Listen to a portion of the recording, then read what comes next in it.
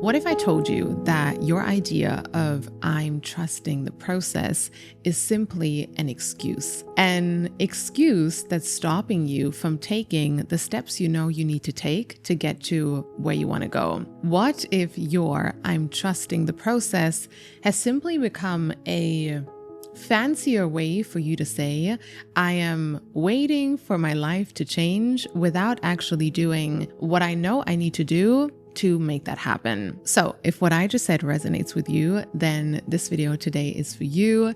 Let's talk about how trusting the process can easily turn into self-sabotage, the difference between real trust and simply avoiding responsibility, and most importantly, how you can actually start taking aligned action in your life. So you stop waiting for things to magically happen so you can actually step into the version of yourself and the life that you truly want to create. As always, if you enjoy my content, feel free to support it in some way, such as liking, commenting, or subscribing. Your support is so appreciated. And you can also download my free 12-minute anxiety release guided meditation in the link below.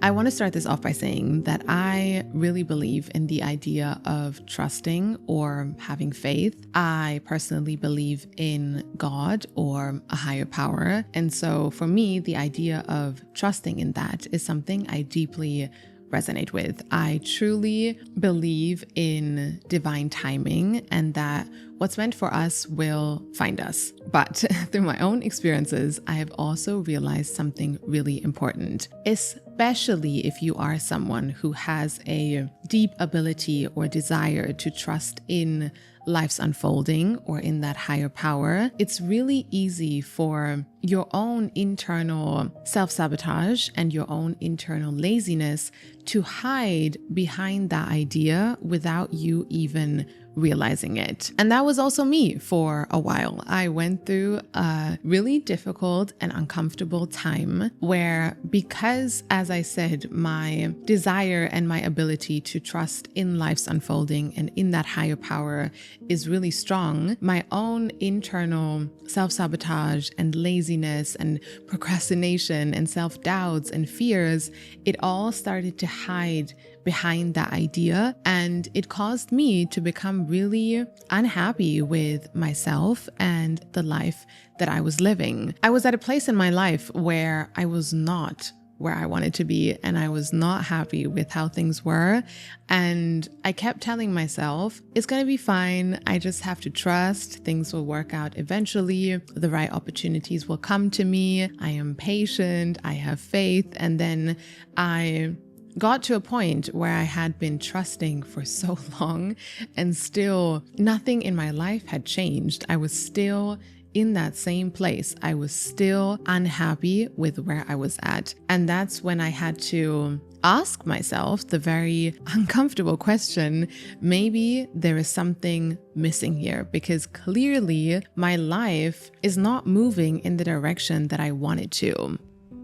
In that process, I realized something really important for myself, which really allowed me to break out of this cycle. I realized that the higher power I believe in will always love me and support me unconditionally, but it will not live my life for me. I have free will and I have choices, and those choices determine the outcome or the direction of my life. That is a power that I have been given, and it is up to me to decide how I want to use it. It's kind of like this. Imagine you are trying to cross an ocean, and that is you trying to get to your dream life or the version of yourself that you want to be. Now, God has given you everything you need to get to your destination. You have been given the boat, you have been given the wind, the stars to guide you. It's all there.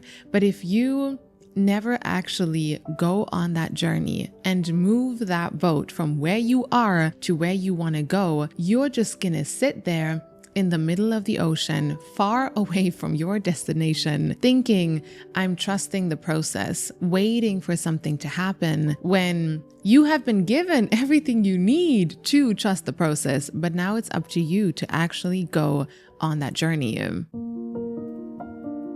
I think the easiest way to figure out if you are using this idea of I'm trusting the process as an excuse is to simply ask yourself one question.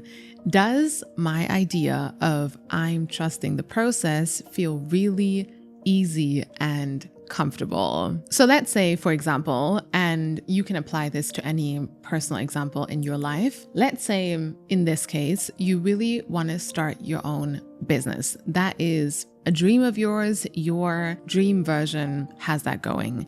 And you know, to actually make that happen, you need to make a plan. You need to coordinate things. You need to get organized. You need to put in the hours. You need to do what it takes to start your own business. Now, instead of actually doing that, you just do a little bit of work here, a little bit of work there, enough to make yourself feel like you're making progress, but deep down, you know you're not actually doing what it takes to make that happen. And then you just tell yourself, it's okay because I am trusting the process and it's going to be fine and things will come to me eventually. You might even start making a bunch of vision boards about your dream business, and then you write all the to-do lists of things that you would have to do. And then you talk to people about it all the time. But here's the thing, all the action you're taking is in your comfort zone. It's easy to do